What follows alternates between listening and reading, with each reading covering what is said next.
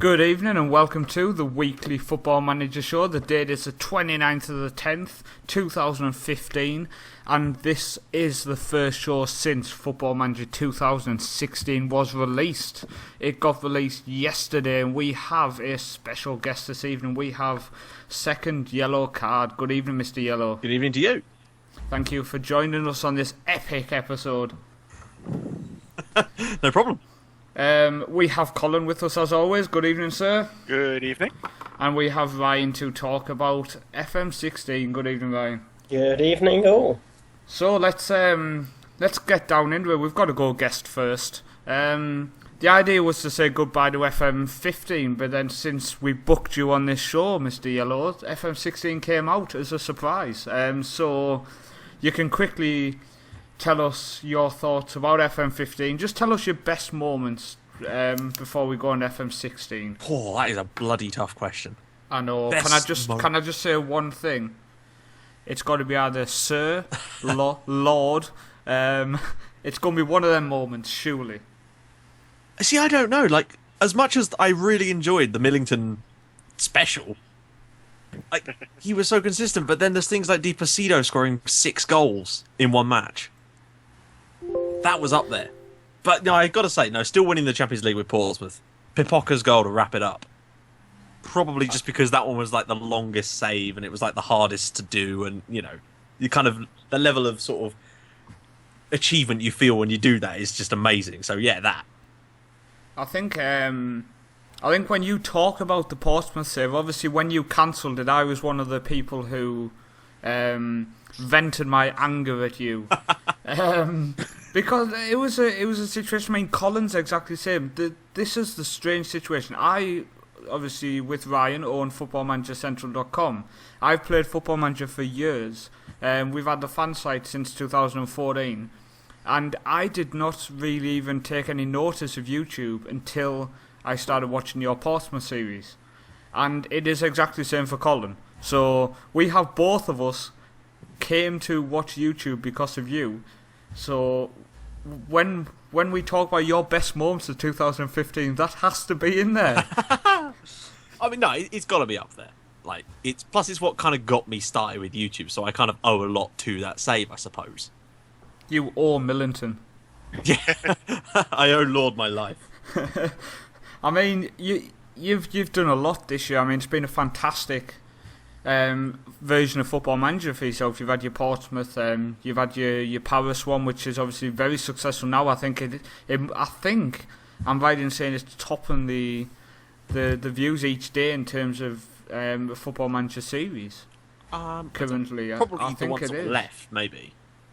It sustained the viewing, didn't it, right to the end, which is fantastic. And it shows the quality of it. It kind of fell away a little bit, but then, as you'd expect, like from the moment that FM16 was like properly announced, you get that kind of dip, and you kind of just have to expect that. Hopefully, now things will pick up like cray, so it kind of makes up for itself, I suppose. But obviously, it's still enjoyable, and like I don't really like to compare myself to other people because you know it's about what you do rather than what other people do. But it seemed to sustain the views relatively well towards the end, you know.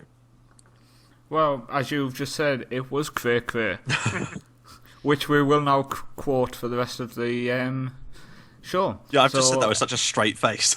I think what I've got to ask you is, what are you looking forward to in FM16 in terms of on your channel? What are you going to make cray?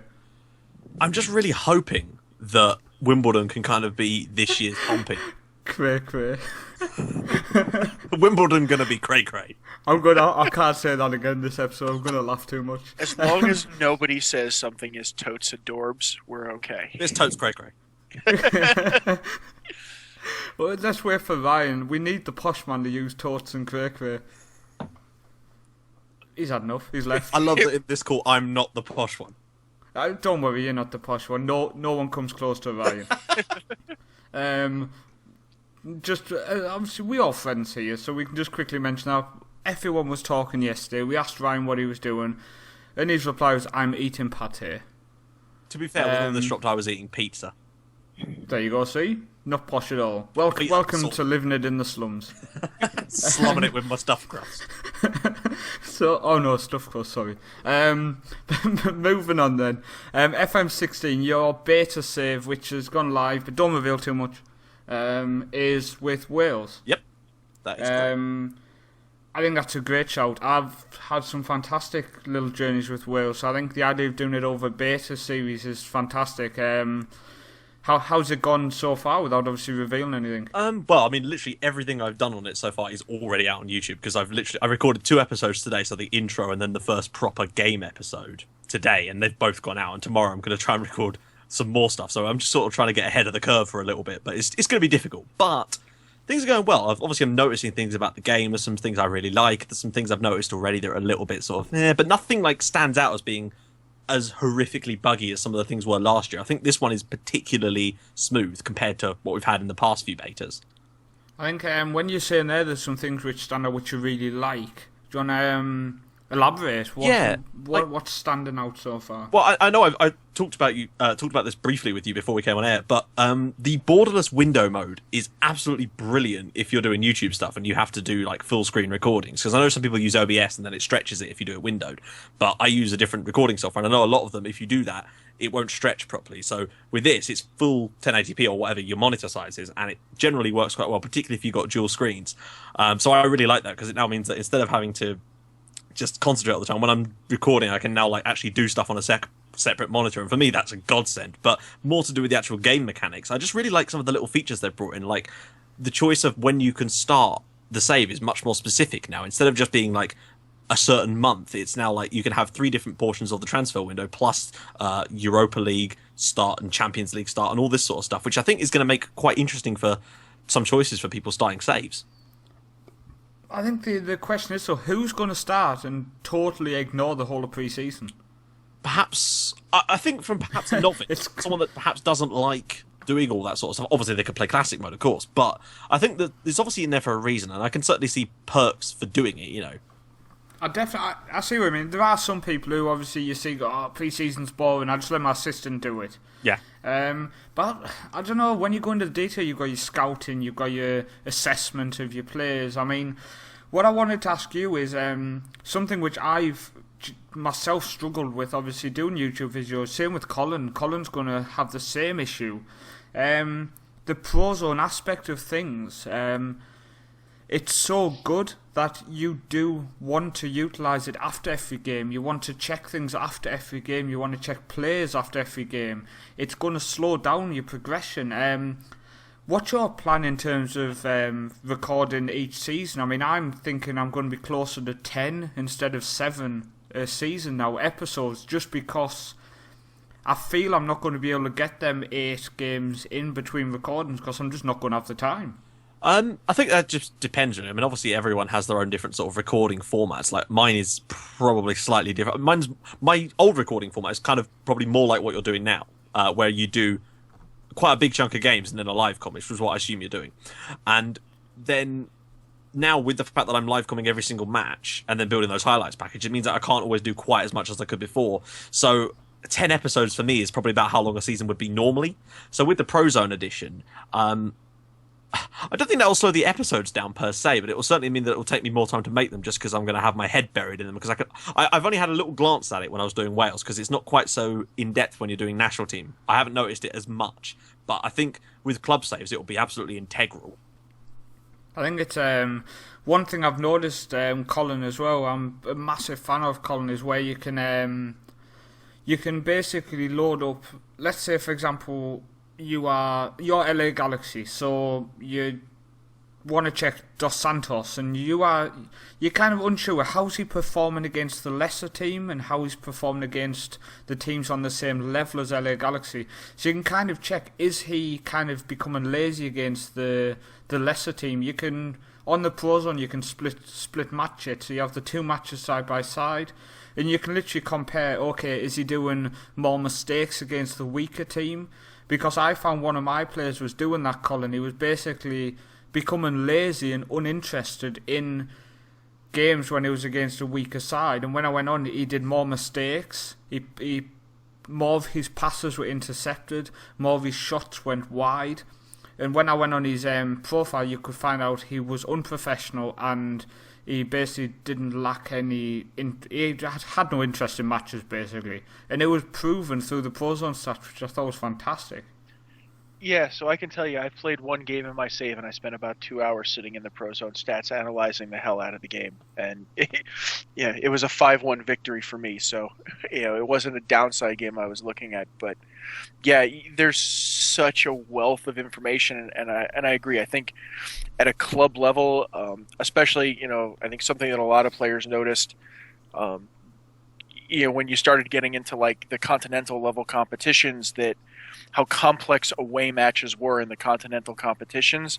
So to me, something like the Prozone tool in the game is going to be such a huge part of analyzing situations, mistakes, pressures, things like that, to get better, or almost have to do. You almost have to put in the time to succeed at at that level of the game. So I'm incredibly excited about it.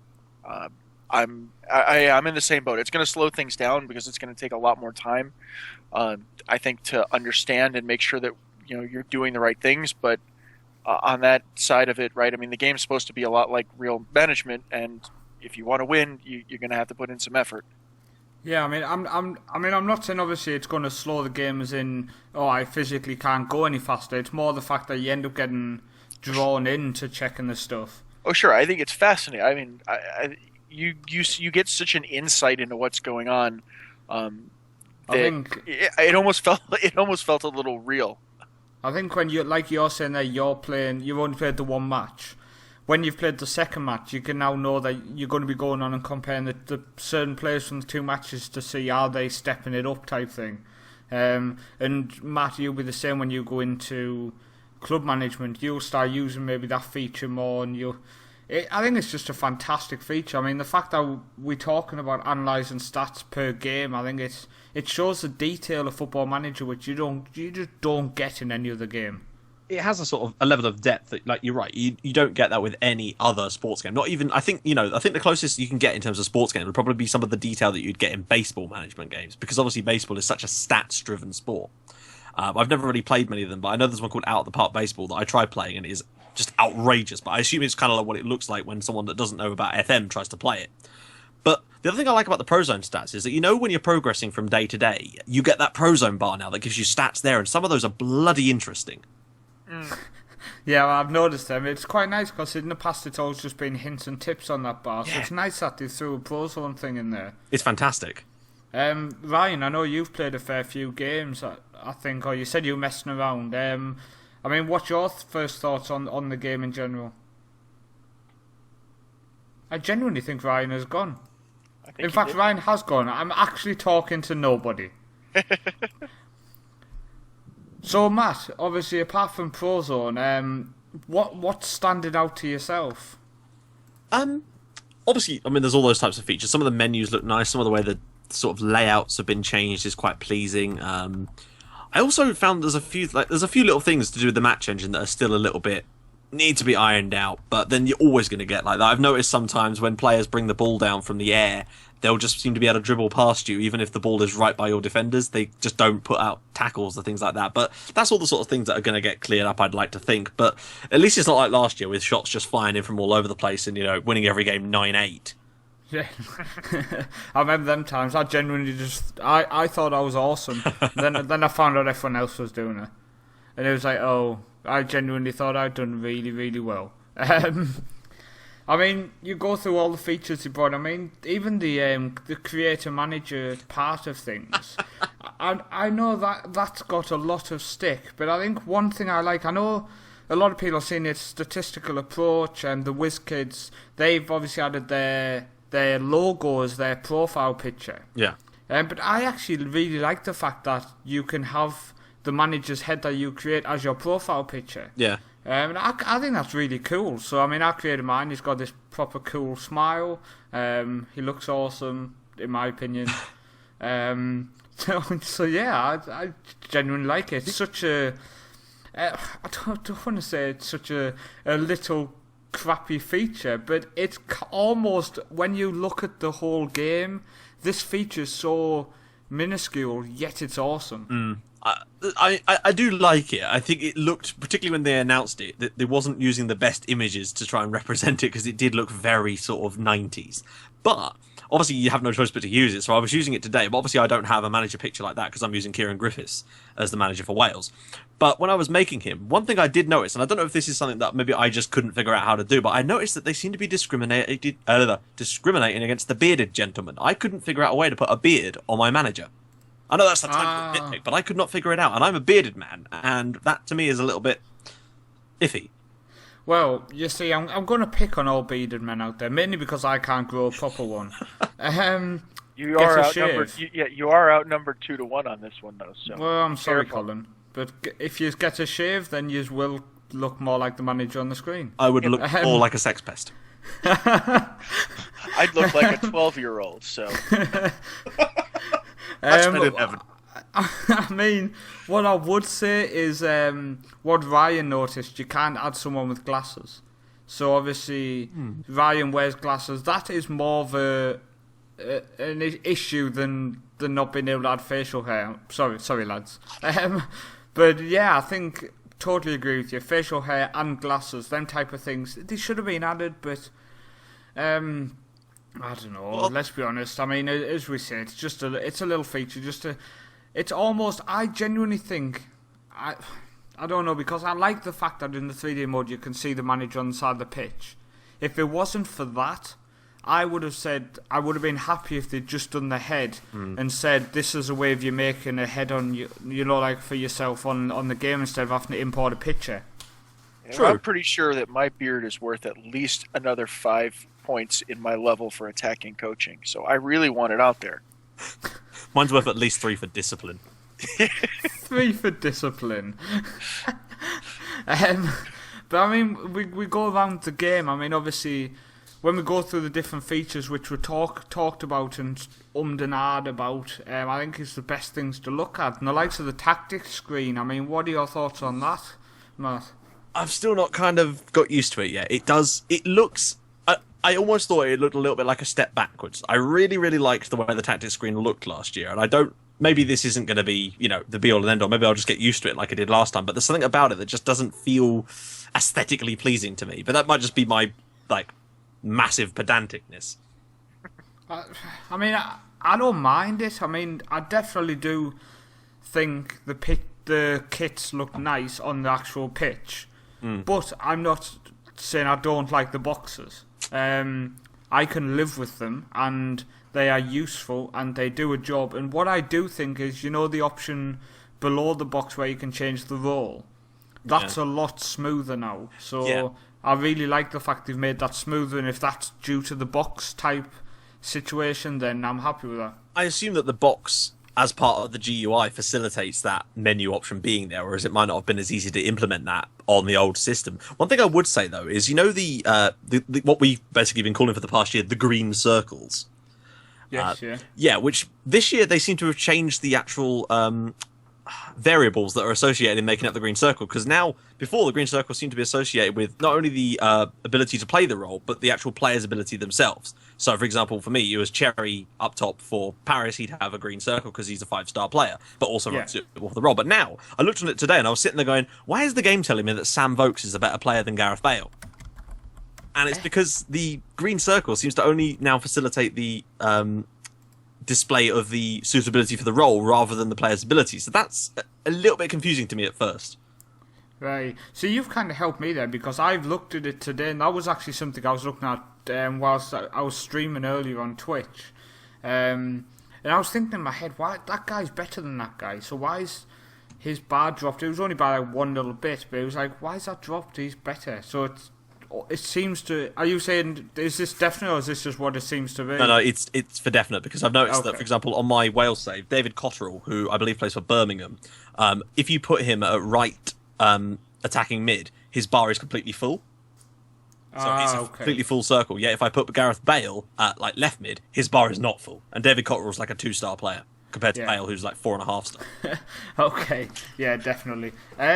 One thing I think deserves a massive, massive shout out is the staff screen. The fact you can see how good your staff is compared to others in the league. You can see exactly how many staff you've got, and the biggest thing of it all, physios do not count to the total coaches now. See, I haven't got into that yet.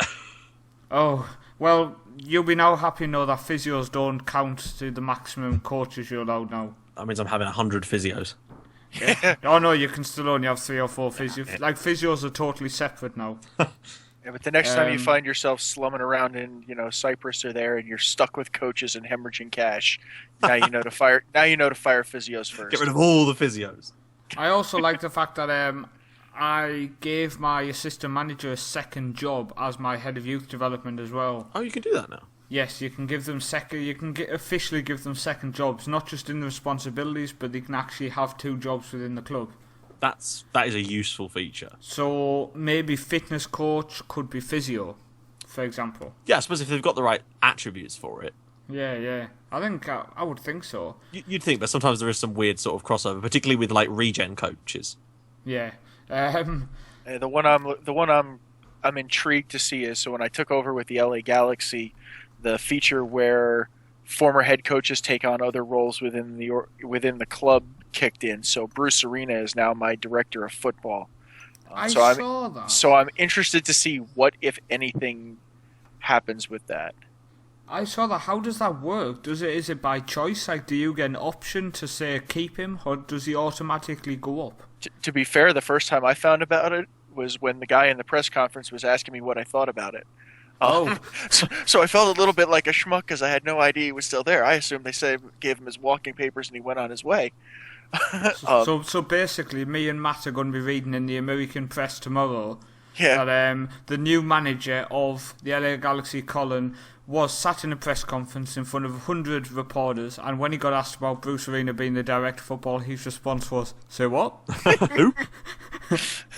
What? When did this happen?" Yeah, it went a lot like that.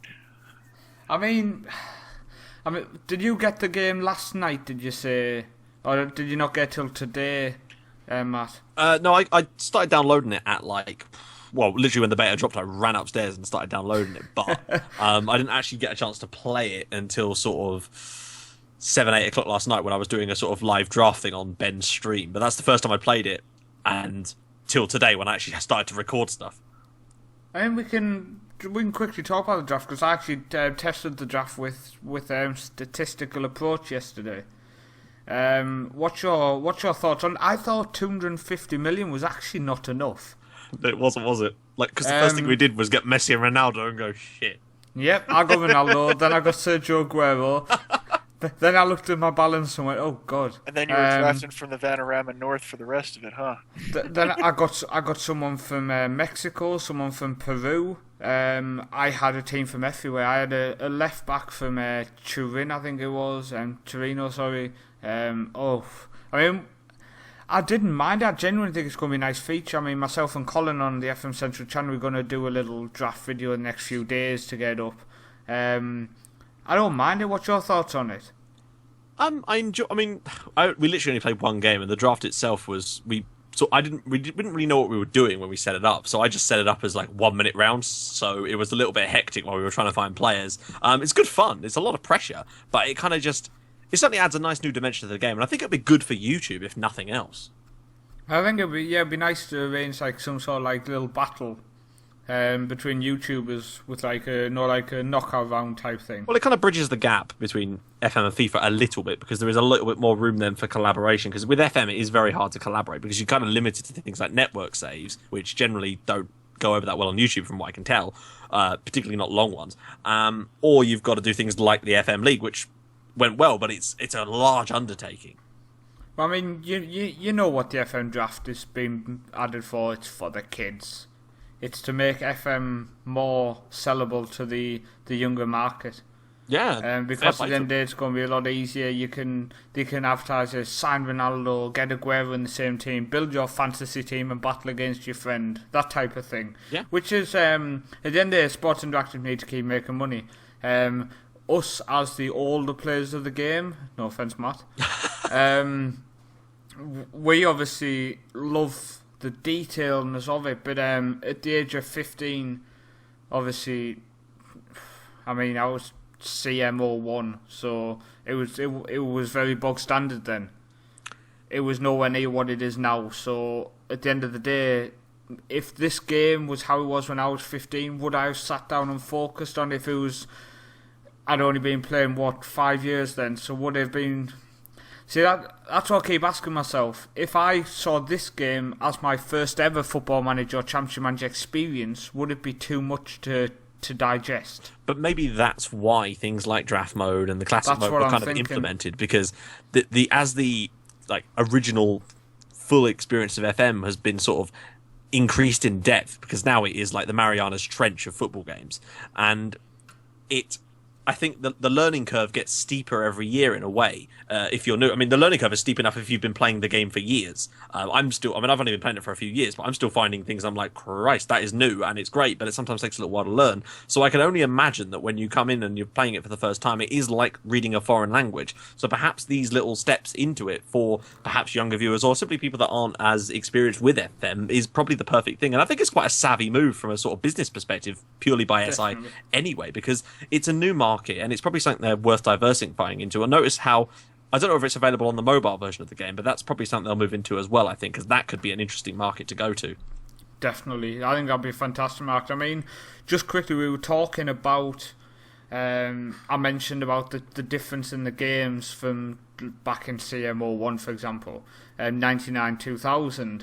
That leads us on actually to an interview I did earlier this week, which was with Chris Darwen, the author of Johnny Cooper Championship Manager. So let's have a listen to that and just listen to his thoughts as he says goodbye to FM15. Okay, Chris, thank you for joining me this evening. No worries, good to speak to you again, mate. We're just going to talk about Football Manager 2015 and going to give you the opportunity to say goodbye to Football Manager 2015. Yeah, it's going to be very, very difficult to say goodbye to it, to be honest, because I'm right in the middle of a wonderful save. And it's always that, I guess people who've done this for more years than I have that sort of moment of, do I go straight into FM16 or do I continue the great work that I'm doing on FM15? So yeah, I've got that bit of deliberation at the minute, so it's going to be very hard to let this one go. I think there's a lot of people like that. I know Statistical Approach on the YouTube side of things, he's going to continue recording FM15. So I think there's a few people like that, so you are not alone. Well, that's good to know. It's going to be tough. I mean, everyone obviously is looking forward to the beta being released, but yeah, this particular save is really sort of, well, it's gone on for months now, so it's not something you kind of give up overnight. Yeah. Now, I think one reason why Football Manager 2015 and the link to yourself is quite special is during Football Manager 2015 was when yourself came into the FM Central community as well as Torrevieja. Yeah, I mean, it's been a really big year, sort of Football Manager wise for me, because so many things have linked together. And Football Manager 2015 is probably the first one that I've owned and played sort of seriously since it actually went over to being Football Manager. So at the start of the year, actually just over a year ago, I released the first Johnny Cooper book.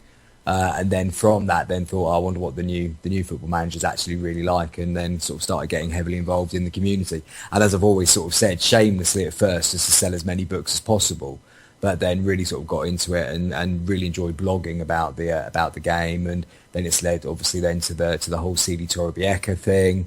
It led to We Are the Managers, and yeah, it's just absolutely snowballed in the last 12 months. Well, I think most people will know you from Johnny Cooper Championship Manager, but for people who are listening who maybe don't know about that, about the books, do you want to just quickly explain what they are? Yeah, Johnny Cooper Championship Managers is basically going back to one of the old Championship Manager games. I think it was 99-2000 was the one that I used, and writing a whole sort of a fictional parody diary of a season through the eyes of the made-up manager. So Johnny Cooper took over Mansfield Town in mid-1999 and had a go at managing them for the season. And the book itself is literally just a diary-based book about the highs and lows. Everything that happens in the book is actually what happens in the game. So a bit like sort of what I then went on to realise people were writing up their saves and everything on Football Manager. A bit like that, but probably sort of slightly more retro because it's gone back in time. I think one of the great things people who are in FM Central on Facebook will know from yourself is a lot of your posts now are based around storytelling. You will always do a post which is detailed, it explains a lot, and I think it's a way of kind of attracting people in, because people might then go, do you know what, I want to check out Johnny Cooper, Championship Manager, because I really enjoy the writing style which he's putting across on Facebook, so what's the book going to be like? Yeah, I guess that's always in the back of my mind. But over the course of the year, I've tried so many different things in terms of writing just to see what really, really works for me. And you look at sort of guys like Guido with Strikerless and his tactical sort of posts. I can't get close to that sort of level. You look at the stuff that Cleon writes around training and development, and I'm just not as good as him in that sort of area. But the one thing that I do love writing about is I love putting the storytelling spin on the save and trying to make it something that people might actually follow from the first sort of season all the way through. And I don't know if people sort of read it. And I certainly don't know if then people go on to maybe think, I will buy Johnny Cooper. But if they do, fantastic. But it's really just something I've really enjoyed writing about in the sort of last year, and just really working out where I can fit into the community in terms of blogging, because there's so many people out there doing fantastic stuff. I mean, some of the quality of writing that's out there is out of this world. So really just trying to find where I kind of fit into all that, and I think actually it's probably just going to be storytelling. So I'm looking forward to sort of FM16 coming out, so I can start on a couple of saves that I've lined up in my mind, the ones I'm going to be doing, and getting my teeth into them. And they'll be going on your website, will they? Yeah, more than likely. What I'll probably do sort of one, sort of just will be a Facebook one, and then one that'll be on the website as well. Fantastic. And what is the website? It's www.thehighertempopress.com. Fantastic. I mean, some people might wonder why you've come on. We want to say goodbye to Football Manager 2015, and the first topic is talking about the book. But do you know what grips me and what I've been trying to put across as well in the last few weeks, where we're coming to the end of FM15. I think you kind of look back on the journey you've led in the last year, and I think one of the cool things we've done is in the community, the people who have joined, and I think it's quite cool when you kind of, if I talk to people who have not joined the group yet, and I say, Johnny Coop Championship Manager, well, the guy who writes that, he posts in our group. Just little things like that are quite cool for people who listen to know that's what goes on in FM Central community. I mean, that's a really nice thing to say, but then you look at the other sort of people that are always in and around sort of FM Central as well. And again, looking at someone like Guido, who's I stumbled across his website right at the start of me picking up Football Manager again, and so I didn't have a clue who he was. I just literally found his website and stuff. And then when you sort of start to interact with these guys a little bit more in sort of in the virtual real life, so to speak, you just realise that how much quality there is that's out there. And yeah, it's really nice if you can sort of say something like the Johnny Cooper thing, and that sounds good to someone else who might have heard about the book or whatever. But no, that's really cool. There's some fantastic. I mean, if we sit here and name all the people in FM Central who are fantastic, we will be here all week. But as you say, Guido's awesome. Really, really good guy. Strikeless.com. Really intelligent, really well spoken. He comes on our shows regularly, so if people are tuning in for the first time, stay tuned. You will no doubt hear him in the upcoming weeks with the FM16 release. We're going to be getting a lot of people on, giving their first views, second views, and just going from there. But let's go back to FM15, Chris. You first install it, you first turn it on. What were your thoughts of the mechanic of the game after you'd come from writing Johnny Cooper on, as you say, CM 2000, was it 2001? 99 2000. 99 2000, sorry, yeah. Well, obviously it's a completely different experience. I mean, it's so much more in depth now than ever. And don't get me wrong, it's not the first time I played Football Manager at all since my Championship Manager days, but I'd only really dipped in and out, and sort of not, life had sort of got to the point where I couldn't really sort of spend the amount of hours on it that I would have done on Championship Manager. But even so, I mean, it was it's still an incredibly different beast to what I've been spending the summer writing about. So yeah, it was mind blowing really. But then it was so cool to have such a vast array of options of which clubs you could sort of take over and manage, and And my style has always been preferred to take over a club right down the bottom, some kind of fallen giant with a bit of history. They can sort of try and work up the leagues again. And there's so many options for that on FM15. I was a bit like a kid in a toy shop. Really, it was perfect. I think we've got just go back a second again, as you say there. There's your thoughts of taking that club, kind of building them up. One of the things you came to light in FM Central with is bringing Club Deportivo Torrevieja to us. Yes, yeah. You had some success with them in a previous version. You managed them this year. You managed was it Guildford? Yeah, I think the order of saves really was the first one that I had a proper go at was Clapton FC. Clapton, that was one I was trying to think of. And then at the same sort of time, because we were looking at where we were going to move to in Spain, the whole Torrevieja sort of story started as well. So had a quite. I can't believe how quickly I got through the Torrevieja save actually compared to how long it takes me at the moment. But I sort of flew through 5 or 6 seasons with Torrevieja in the space of a month or so. And that was just quick, sort of just a quick sort of hit. Then I think I went from there to Karl Zeiss Jena in Germany when I was sort of going head to head with you with Magdeburg to see how quickly we could get into the Bundesliga. Yeah, let's pretend that didn't happen. Yeah. I think I beat you. I'm sure you can remind me, but I'm pretty sure I got there in straight seasons. I think I went up and then decided that the 3rd division in Germany was a really nice league, so I just stayed there for Stay there and get to know a few teams that you might not know otherwise. Exactly. Then after that, because I think in many ways the Jena save actually ended in failure because I got relegated in my first year in the Bundesliga, which was the first time I'd managed in the top flight in Football Manager 2015. But then I was trying to do it on a squad that had a lesser weekly wage than Manuel Neuer in total. So it was always going to end in failure, that one. Then I think I went to Haarlem and recreated a famous Dutch club that had gone bust about 5 years ago. And that was really disappointing because I ended up using a corrupted database, which just absolutely ruined it after about 3 or 4 seasons. And that was really well. I think, sorry to jump in, I just want to say, I think that was the point where you kind of expanded your storytelling in FM Central. I think it's something for FM16 people really need to come in and check out. As we said, the way you were posting on the group.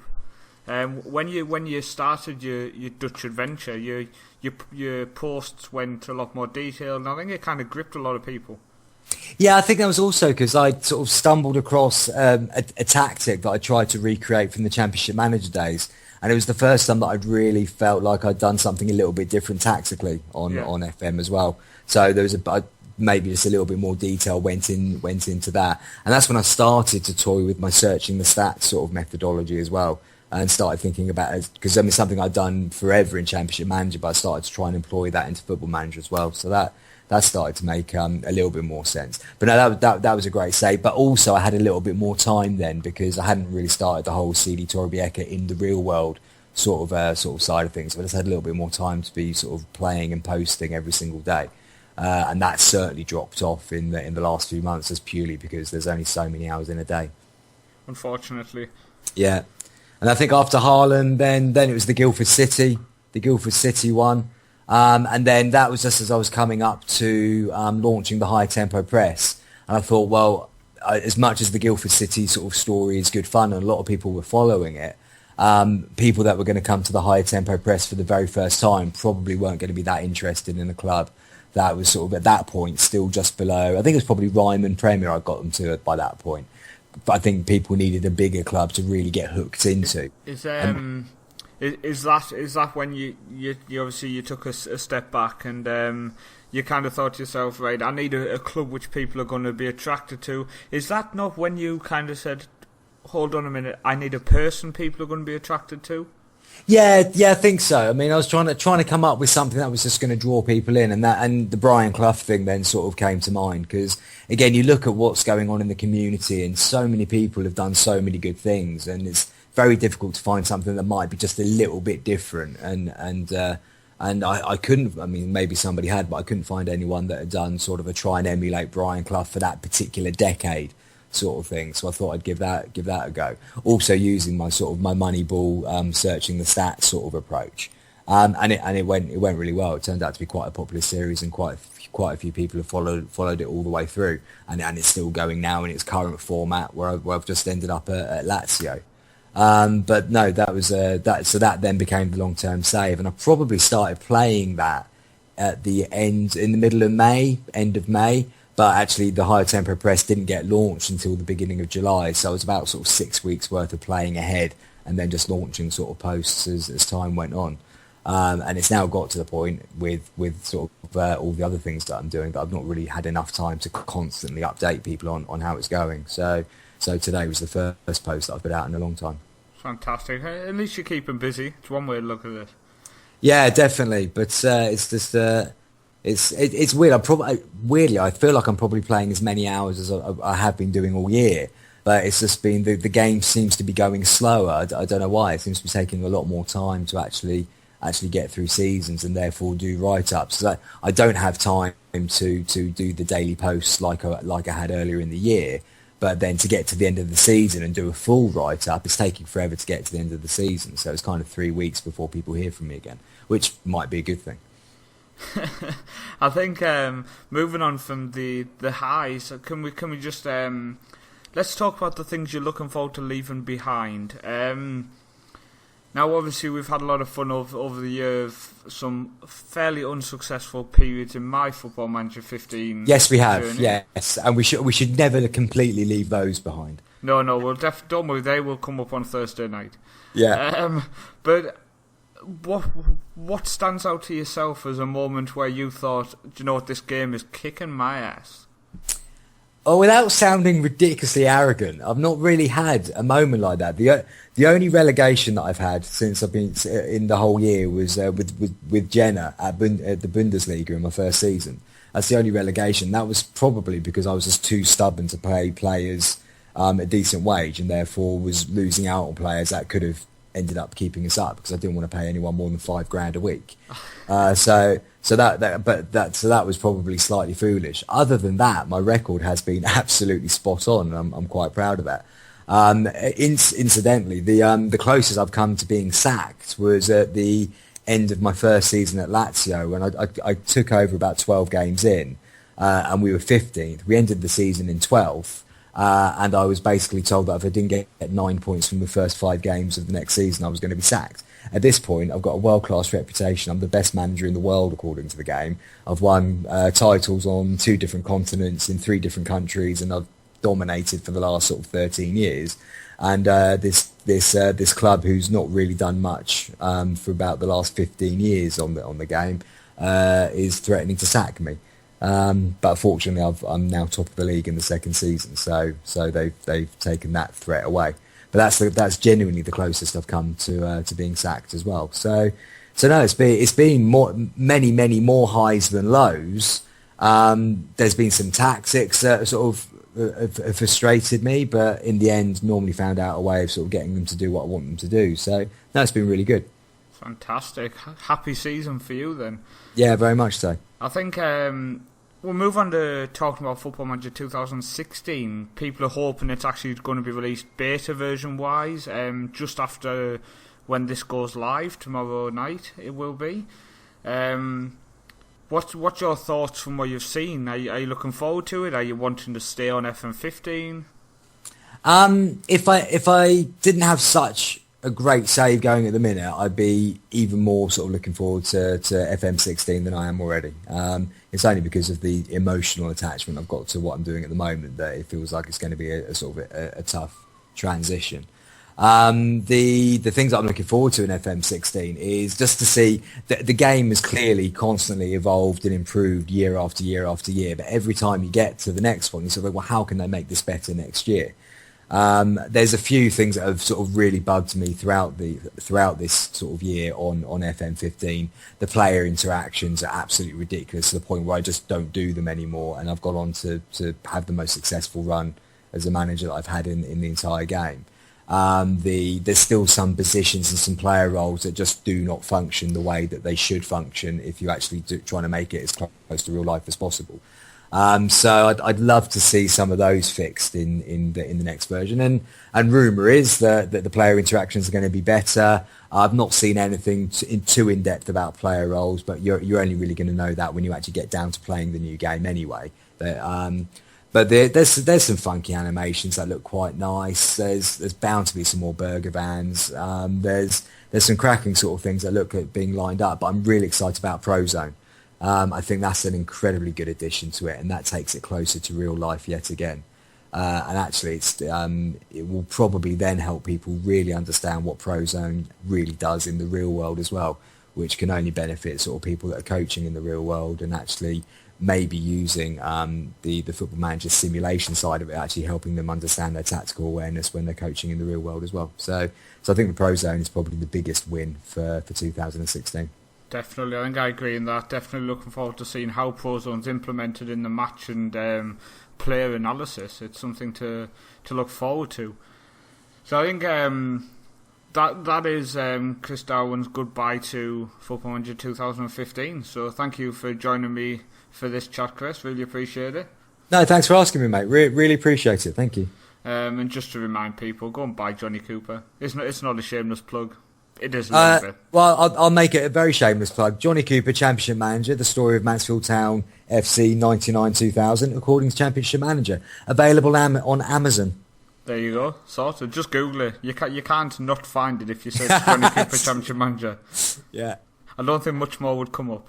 No. But perfect. Thank you, Chris. Thanks, mate. So, yeah, that was obviously an interview I recorded earlier this week with Chris. It was fantastic to hear his thoughts on the ending of FM15 and his thoughts looking forward to FM16. I think he kind of echoes what we were saying about stuff like Prozone, Matt. It was kind of like the main feature coming into it. I mean, you've obviously not played it a lot since you got in. No one's had time to sit and play for too long. But I mean, apart from Prozone, the change in the tactics screen, the manager creation at the start. I mean, I'm trying to think the layout in stuff like the player screen and stuff. I think they've kind of took on board everything we wanted and implemented, which is nice to see in terms of more details. Yeah, no, I'd agree. I think, again, it's with all these things, it's going to take some getting used to. I mean, I'm not one of those people that generally suggests loads of new features. I'm just kind of happy to go along with what other people say, as they're much more sort of learned than me. But I'm just going to take a little while to get used to the new player profile screens, because all the things have been moved around. But I'm sure there's ways to move them back again. And once a few like panel mods comes out to make pictures bigger and this and that, you can kind of build it to the way you want it anyway, basically. But one of my favourite things is the suggested substitutes. That is particularly useful, particularly when you're a brand new team and you've not yet kind of learned who's good and who isn't. Yeah, that is a fantastic feature. And Colin and we were talking about that way. Obviously, it's not aiding us to the extent of, oh, we don't know what to do, who do we move? But it's more just if you're 85th minute and you're like, oh, quickly need to make a change, and you pop on, you're like, right, drag him off. And you don't accidentally drop him on the wrong person as easily now. Yeah. Because if you quickly drag and go, it's a lot easier now because you're dragging just onto the green and letting go because you know that's the player you want to bring on. Yeah. Yeah, I think the substitution stuff is a little easier. And just on a side note, so I'm going to annoy your OCD for forever, Paul. Oh, Matt, I want to... Colin's going to mention something here, Matt. We need your opinion on this. Right. So number one substitute in the LA Galaxy is, will, and always will be Alan Gordon, striker. Never going to be a goalkeeper. Right, Matt. When you do your team, you do your 1 to 11, your players. Yep. Yep. Then you have 7 substitutes. Mm-hmm. The first substitute is always a goalkeeper. Yeah. The second is always a defender. The third is either a defender or a fullback or a defensive midfielder. Going up to sub number 5 if you only have 5 subs, or sub number 7 if you have 7 substitutes, is always a striker. Please tell me you agree. He put a striker as substitute number 1, and oh my god, I started twitching. Generally speaking, I mean, that's how I would do it if I was genuinely having to go through and pick them all individually, but most of the time I just quick pick my benches. So if my assistant puts them in that order, he does, but if he doesn't, it's not something that's going to make me sort of, have to wash my hands 80 times or something. Oh, I'd sack him. I couldn't do it. I actually messaged Colin as I was watching his video today going, please change that for next episode. I will not. Alan Gordon is number 1 on my bench. The super sub. But yeah, that's it for tonight's show. We're hoping, obviously, by next week we've played the game for longer. We've got a lot more insight from around the community, what they think of the game. Obviously, go and check out Second Yellow Card with his Wales. What's it called? I can't remember the name. It's called Hidden Dragon. Hidden Dragon. That's it. I saw the thumbnail. It looked very nice. Thank you. But as always, I will watch Second Yellow Card before I go to work in the morning. So thank you for coming on, sir. No worries, mate. Appreciate you taking the time out of your night. I want to say thank you to Chris, who obviously I recorded the interview with earlier this week. Thank you, Colin, as always. Anytime. And Ryan, thank you for coming on saying hello before you left. So, yeah, and that's it for this week's weekly unofficial Football Manager show. If you're listening on iTunes, please drop a review. SoundCloud, please drop a like. And YouTube. Facebook as well if you're watching. Please drop a like. We really appreciate it, and we will see you next time.